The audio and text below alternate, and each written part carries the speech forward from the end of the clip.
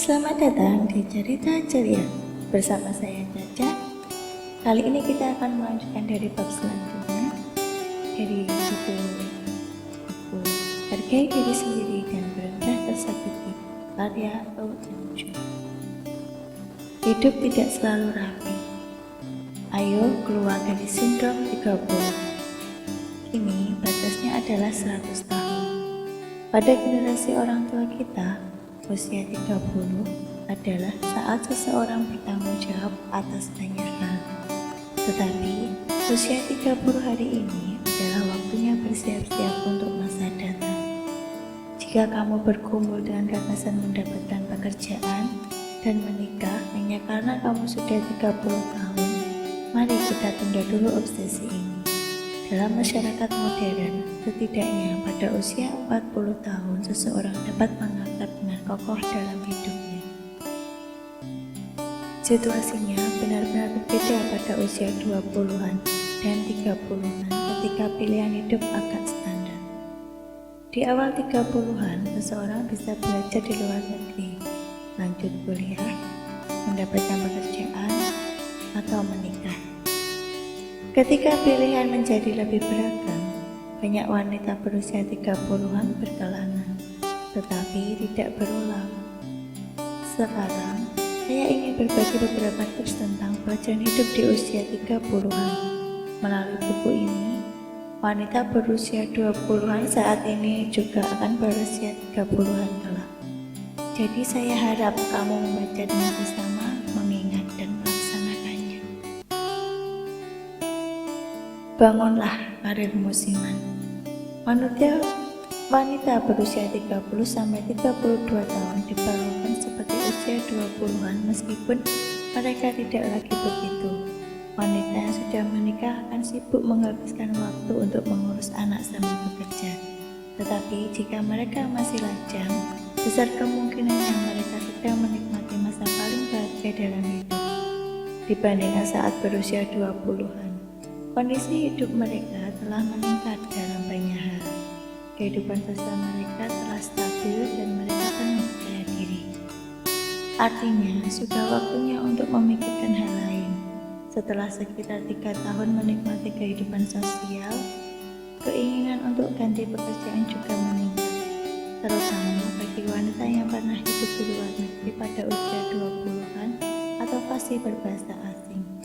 Mereka cenderung mengidap keinginan ke luar negeri sebelum terlambat. Kepada pasien yang ingin pergi ke luar negeri pada usia awal 30-an, saya meminta mereka untuk mempertimbangkan karir musiman. Sebab melakukan apa yang ingin kamu lakukan saat ini juga tanpa memikirkan alur hidup secara keseluruhan berarti melewatkan apa yang dialami orang lain pada usia itu. Karir musiman tidak hanya berarti pengalaman kerja, ini juga mengacu pada pengalaman hidup. Setiap kali ada wanita pertengahan 30-an datang ke klinik dan meneteskan air mata, mau tak mau saya merasa kasihan. Penyebabnya adalah pemikiran. Jika aku berfokus pada karir musiman di awal 30-an, aku tidak akan menyesalinya seperti sekarang. Awal 30-an adalah usia ketika kita dapat melakukan banyak hal, tetapi bukan lagi usia yang memungkinkan kita mengambil risiko tanpa tujuan. Apakah kamu ingin mencoba melaksanakan keinginanmu sebelum terlambat? Bukankah pilihan itu tidak jelas atau emosional? Bertanyalah pada diri sendiri. No hurt. Pada pertengahan 30-an, banyak wanita berkata, aku ingin melanjutkan sekolah. Ini karena mereka telah mengumpulkan cukup pengalaman berkarir dan mulai memiliki uang dan waktu luang.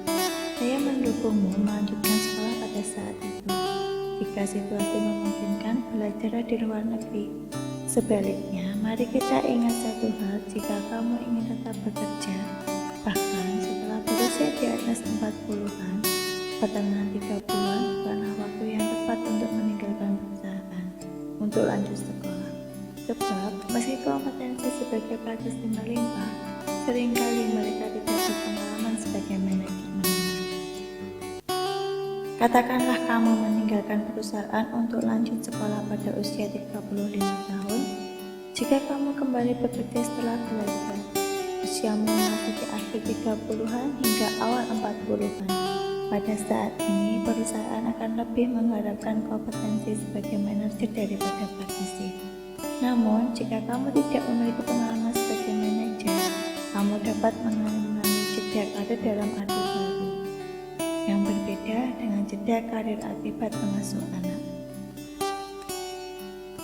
Saya selalu bertanya kepada mereka yang berkata ingin keluar dari perusahaan untuk lanjut sekolah. Apakah kamu berencana untuk terus bekerja bahkan setelah berusia di atas 40-an? Jika kamu berpikir tentang alternatif ketiga seperti mengasuh anak, meneliti, mengajar, atau memulai bisnis, ada baiknya kamu keluar dari perusahaan dan mulai melanjutkan sekolah. Namun, jika kamu berencana untuk terus bekerja, saya ingin kamu tidak pergi hanya untuk lanjut sekolah. Ketika seseorang wanita yang sedang berpikir untuk melanjutkan sekolah atau belajar di luar negeri datang kepada saya selalu menanyakan tujuannya. Entah untuk meningkatkan daya saing di pasar perjodohan, untuk menuntut ilmu, atau untuk memperluas jaringan, tidak masalah. Inti dari pertanyaan saya adalah, kamu harus memiliki tujuan saat mulai sekolah. Jika kamu memulai tanpa tujuan, kamu tidak akan mendapatkan apa-apa. Shunyong yakin bahwa dia memiliki kualifikasi tinggi dan hidup dengan ikhlas. Tetapi sulit menghadapi kenyataan bahwa tidak ada lagi yang tersisa untuk dilakukan. Ini adalah akibat dari ketidakmampuan untuk mengusung visi hidup yang terintegrasi dan hanya melakukan apa yang ingin dilakukan secara terpisah-pisah. Saat konsultasi, harga diri Shunyong hancur lebur karena berpikir tidak ada yang mengakui pencapaiannya. Jika hidup, kualifikasi, dan usaha tidak terintegrasi, tidak peduli seberapa keras kamu hidup, nilai kerja kerasmu tidak diakui seperti Shunyong. Saat klinik dibuka, saya yang berusia 35 tahun mengumpulkan niat dan memutuskan untuk masuk seminari teologi Amerika. Reaksi semua orang di sekitar saya negatif. Kamu ingin menjadi orang New York? Klinik baru saja didirikan, kamu baik-baik saja. Pada saat itu, jika tujuan saya pergi adalah karena sangat sibuk di klinik sehingga ingin beristirahat atau jika saya hanya ingin belajar, keputusan itu tidaklah tepat. Saat itu, saya menyadari kerugian apa yang akan saya alami jika pergi ke Amerika Serikat. Saya tidak menyadari tujuan belajar di luar negeri sampai di kemudian hari. Apakah saya ingin menjadi pendeta atau misionaris? Tentu saja, mudah untuk berpikir begitu setelah lulus dari seminari. Tetapi pada kenyataannya, saya tidak tahu banyak tentang agama Kristen sampai saat lanjut sekolah. Tujuan saya masuk seminari adalah kerinduan akan spiritual dan kemanusiaan karena selama sekolah kedokteran saya hanya menggali bidang ini lewat sudut pandang pikiran dan mental. Bagi saya, teologi adalah studi yang menumbuhkan mata kita untuk memahami manusia, bahkan ketika berusia 50-an atau 60-an. Saya tetap bisa membantu orang lewat spiritualitas. Itu merupakan pilihan saya dalam misi untuk menyembuhkan orang. Pertengahan 30-an adalah usia paling penting dalam hidup. Tidak berlebihan jika dikatakan bahwa pilihan pada masa ini menentukan kehidupan masa depan. Pada masa yang begitu penting ini, jika kamu berpikir aku ingin lanjut sekolah atau aku ingin belajar di luar negeri tanpa tujuan yang jelas atau pemikiran yang dalam, kemungkinan besar kamu akan gagal mengelola risiko hidup di masa depan. Jika kamu ingin melanjutkan sekolah, mari perjelas tujuan yang ingin kamu capai selama masa itu. Petualangan tanpa tujuan itu berbahaya. Saat bisa bahagia sendirian, berdua pun bisa bahagia.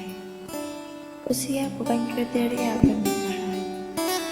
hati pria seakan bulan Mei saat melamar, tetapi setelah menikah menjadi Desember. Kata-kata ini berasal dari Shakespeare, penulis dari Inggris. Hal yang sama berlaku untuk wanita. Ketika menerima lamaran, pikiran mereka cerah dan jernih seperti cuaca Mei. Tetapi setelah menikah, menjadi sebeku musim dingin. Sebab mereka kelelahan secara fisik dan mental dari menjalani pekerjaan penuh waktu bernama pernikahan. Saat lajang, kamu bisa bangun siang setiap akhir pekan dan melakukan apapun yang diinginkan. Tetapi saat menikah, akhir pekan berubah menjadi neraka. Kamu harus memasak ataupun membersihkan rumah. Tempat kerjanya memang berubah, tetapi fakta bahwa kamu harus bekerja tidak berubah. Betulkah begitu? Tidak seperti sebelumnya. Kini tak banyak wanita yang cemas karena tidak bisa menikah. Menyebarnya persepsi bahwa perempuan akan kehilangan uang jika menikah tampaknya juga berpengaruh besar. Meski begitu, jika kamu ingin menikmati kehidupan pernikahan, tidak ada salahnya untuk merencanakannya. Hanya saja jangan berencana menikah karena usia dengan beranggapan aku harus menikah sebelum usia 30.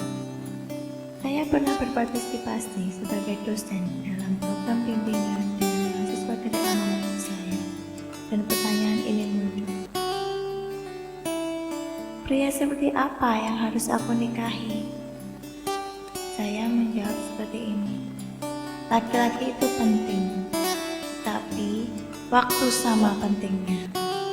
Ketika berpikir tentang pernikahan, biasanya kita hanya berfokus pada objek. Namun ini bukan sikap yang benar. Pernikahan adalah pertemuan antara seseorang wanita dan seorang pria. Jadi mengapa hanya peduli tentang salah satunya saja? Bukankah lebih penting untuk memastikan dan merenungkan seberapa siap aku secara finansial dan psikologis sebelum menikah? Kebanyakan wanita memilih orang yang bisa berkomunikasi dengan baik sebagai tipe ideal mereka. Percakapan yang komunikatif berarti arah berpikir, kemampuan, dan tingkah pengetahuan pihak-pihaknya berada pada tingkat yang setara. Untuk mengetahui hal ini, pertama-tama kamu harus memahami diri sendiri secara akurat. Kemampuan membaca pria tidak muncul dari banyaknya pengalaman berkencan. Itu muncul karena memahami diri sendiri secara akurat. Pernikahan harus dilakukan dengan seseorang yang kepribadiannya sesuai dengan kepribadianmu. Dalam situasi ketika kamu telah siap secara ekonomis dan psikologis, konteks ini tidak hanya mengacu pada tingkat ekonomi. Ini juga mengacu pada nilai kehidupan atau banyaknya aktivitas. Kita menyebutnya sebagai orang yang supel. Jika seseorang pria menyukai olahraga dan rekreasi, pernikahannya akan mulus ketika dia bertemu wanita yang bisa menikmati hal itu bersamanya. Membicarakan olahraga membuat mereka lebih dekat dan bahkan jika bertengkar, mereka bisa berdamai dengan berolahraga. Namun, bagaimana jika satu pihak punya banyak energi, menyukai rekreasi, atau minum-minum dan berdansa, sedangkan pihak lainnya hanya suka berdiam diri di rumah? Keduanya harus membuat janji temu seperti rapat bisnis hanya untuk menghabiskan waktu bersama.